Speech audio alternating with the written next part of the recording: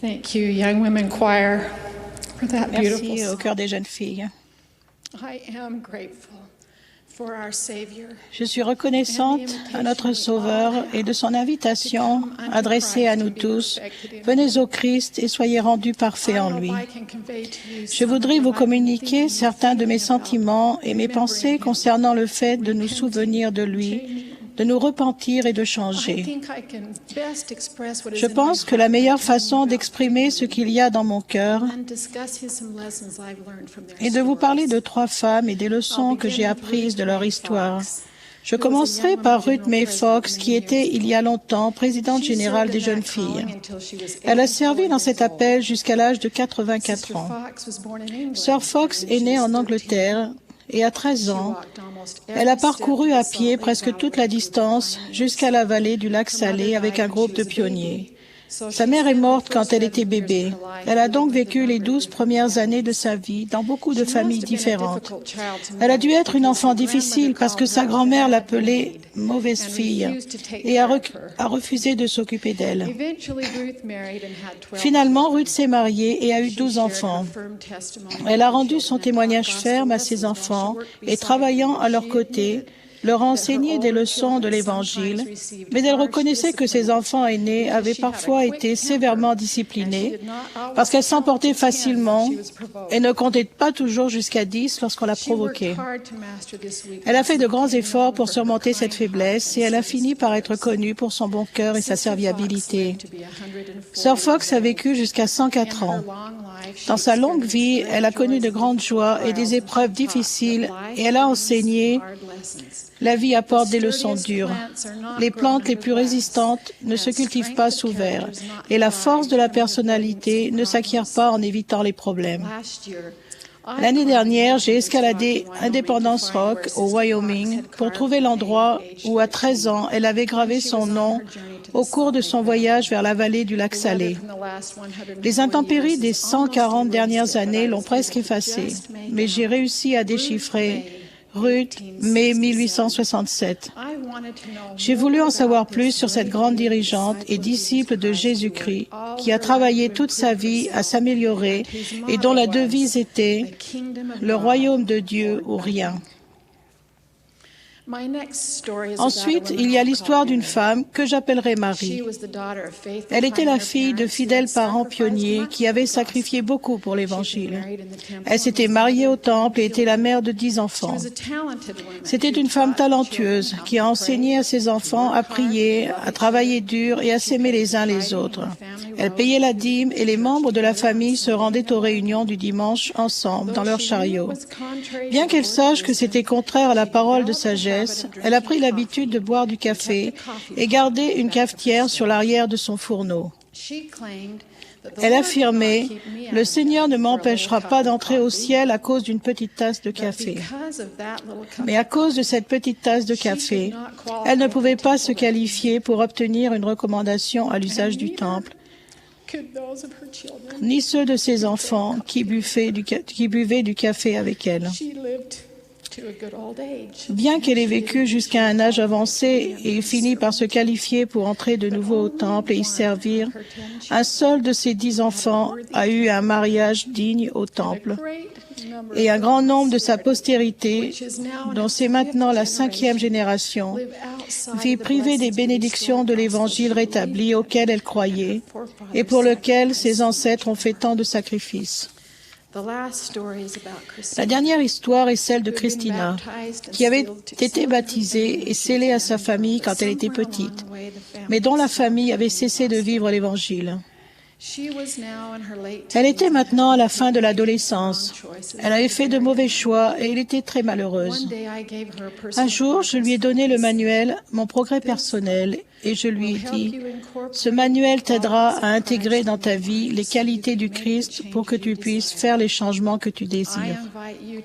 Je t'invite à commencer à travailler sur ton manuel aujourd'hui et à l'apporter ensuite avec toi ce soir à la veillée pour les jeunes pour me dire ce que tu as appris. » Ce soir-là, elle a dit, les larmes aux yeux, « Aujourd'hui, j'ai commencé mon progrès personnel. » Depuis ce jour, elle m'a écrit plusieurs fois. Elle a commencé à retourner aux réunions du dimanche, aux activités d'échange et aux séminaires. 2 semaines plus tard, sa sœur et sa mère sont allées à l'église avec elle. Et plus tard, le père s'est joint à elle et maintenant toute la famille est retournée au temple ensemble. Alors, quelles sont les leçons que j'ai apprises de ces histoires concernant le fait de nous souvenir, de nous repentir et de changer? La première leçon est que tout le monde commet des fautes. Il n'y a pas longtemps, je me trouvais avec une fillette de 8 ans le jour de son baptême. À la fin de la journée, elle a déclaré avec une grande confiance, « Je suis baptisée depuis toute la journée et je n'ai pas péché une seule fois. » Mais sa journée parfaite n'a pas duré éternellement. Et je suis sûre que maintenant, elle apprend, comme nous tous, que malgré tous nos efforts, nous n'évitons pas toujours toutes les mauvaises situations, tous les mauvais choix et que nous ne nous maîtrisons pas comme nous devrions. J'entends souvent parler de la génération royale choisie de cette dispensation, mais je n'ai jamais entendu appeler la génération parfaite. Les adolescents sont particulièrement vulnérables parce que le pouvoir de Satan est réel et qu'ils font leur premier grand choix indépendant. Par conséquent, ils commettent aussi leur première grande faute. C'est ce qui est arrivé à Corianton dans le livre de Mormon. Corianton était censé accomplir fidèlement une mission, mais il s'est cru assez fort et assez intelligent pour maîtriser des situations risquées et de la mauvaise compagnie. Et il s'est attiré de graves ennuis et a commis un grand péché quand il a commencé à aller au mauvais endroit, avec de mauvaises personnes et à faire de mauvaises choses. Ma seconde leçon est que le repentir n'est pas facultatif. Il nous est commandé de nous repentir. Le Sauveur a enseigné qu'à moins que nous nous repentions et ne devenions semblables à un petit enfant, nous ne pouvons en aucune façon hériter le royaume de Dieu. Nous ne devons pas permettre qu'une seule petite tasse de café, une mauvaise habitude, un mauvais choix, une mauvaise décision nous fassent dérailler pour toute la vie. Parfois, les gens prennent le repentir à la légère. J'ai entendu des gens dire que c'est trop dur de se repentir. D'autres disent qu'ils en ont assez de se sentir coupables ou qu'ils ont été offensés par un dirigeant qui les aidait à se repentir. Parfois, les gens baissent les bras quand ils ont commis des fautes et croient qu'il n'y a pas d'espoir pour eux. Certaines personnes s'imaginent qu'elles se sentiront mieux dans leur peau si elles abandonnent tout simplement l'Évangile rétabli et s'en vont. C'est Satan qui met des idées désespérées dans le cœur des gens qui ont commis des fautes. Le Seigneur nous donne toujours de l'espoir. Il dit, « Tu as été choisi pour accomplir l'œuvre du Seigneur. Mais tu tomberas pour cause de transgression si tu n'y prends pas garde. Mais souviens-toi, Dieu est miséricordieux. C'est pourquoi repens-toi de ce que tu as fait de contraire au commandement que je t'ai donné. Tu es toujours celui que j'ai choisi et tu es de nouveau appelé à l'œuvre. » Le chemin le plus rapide, le plus facile vers le bonheur et la paix est de nous repentir et de changer dès que nous le pouvons. La leçon numéro 3 est nous ne réussissons pas seuls. Il n'est pas possible de faire un vrai changement tout seul. Notre volonté et nos bonnes intentions ne suffisent pas. Quand nous commettons des fautes ou faisons de mauvais choix, il nous faut l'aide de notre Sauveur pour revenir sur la bonne voie. Semaine après semaine, nous prenons la Sainte Seine pour montrer notre foi en son pouvoir de nous changer. Nous confessons nos péchés et promettons de les délaisser. Lorsque tous nos efforts ne suffisent pas tout à fait, c'est par sa grâce que nous recevons la force de continuer d'essayer. Le Seigneur déclare, « Si les hommes viennent à moi, je leur montrerai leur faiblesse. Je donne aux hommes de la faiblesse afin qu'ils soient humbles. Et ma grâce suffit à tous les hommes qui s'humilient devant moi. Car s'ils s'humilient devant moi et ont foi en moi, alors je rendrai fortes pour eux les choses qui sont faibles. » Quand nous recherchons l'aide du Seigneur pour changer, alors nous avons cette promesse. « Voici, celui qui s'est repenti de ses péchés est pardonné. Et moi, le Seigneur, je ne m'en souviens plus. » Le Seigneur ne nous laisse pas tomber.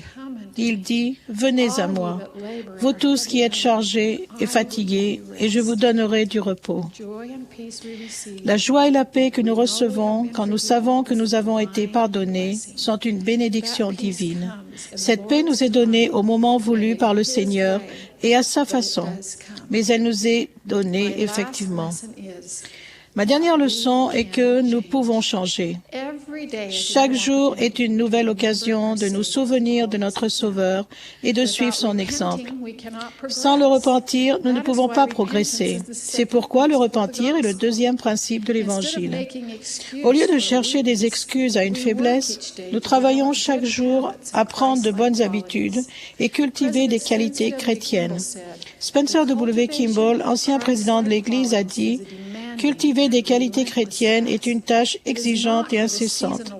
Elle n'est pas pour le travailleur saisonnier ou pour les personnes qui ne veulent pas donner leur maximum encore et encore. » J'ai appris de Christina que l'acquisition de qualités chrétiennes dans notre vie est un signe que nous sommes en train de changer. Parce que nous sommes tous mortels, nous commettons tous des fautes. Le repentir n'est pas facultatif, mais nous ne le faisons pas seuls. Nous avons un Sauveur pour nous aider à nous repentir. En acquérant ces qualités, nous savons que nous faisons des changements qui nous aident à nous rapprocher de lui. Sœur Fox a déclaré que l'Évangile était son manteau de protection contre la tentation, sa consolation dans le chagrin, sa joie et sa gloire tout au long de ses jours, et son espérance de vie éternelle. Elle a adopté la devise « Le royaume de Dieu ou rien », parce qu'elle savait qu'en embrassant l'Évangile de tout son cœur, elle pouvait recevoir la promesse que le Sauveur nous a faite à tous. « Quiconque se repent et est baptisé en mon nom sera rassasié. Et s'il persévère jusqu'à la fin, voici, je le tiendrai pour innocent devant mon Père en ce jour où je me tiendrai pour juger le monde. » C'est par le repentir que j'ai appris à connaître le Sauveur, et c'est en lui demandant son aide pour changer que ma foi et ma dépendance de lui augmentent. Je rends témoignage de sa réalité et de son pouvoir. Au nom de Jésus-Christ, Amen.